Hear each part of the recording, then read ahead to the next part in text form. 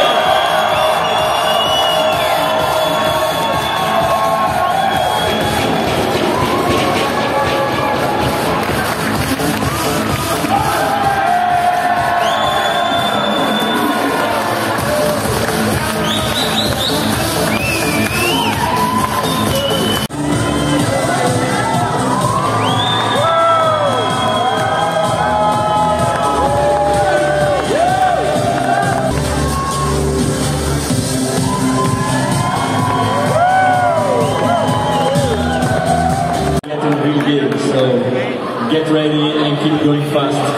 Thank you, everybody. I love you all.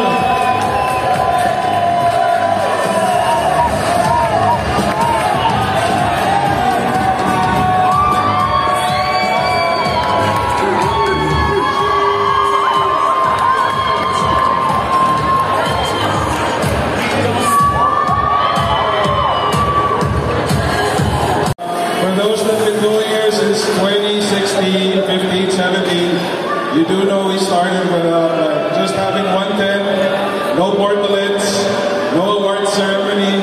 We really struggled. But because of the love for the sport, we kept on pushing. And we're proud that we hosted the first ever World Championship. Philippines hosted it. Real quick, I just like to thank the government of Cavite, led by Vice Governor Tina Tolentino, Mayor Tolentino, Mayor of Tagaytay City, who's also the President of the Philippine Olympic Committee. And I'd like to thank everyone who went here. We hope to see you next year. But just real quick, I'd like to bring on stage, because 2 weeks ago we had a street skateboarding competition in Baler.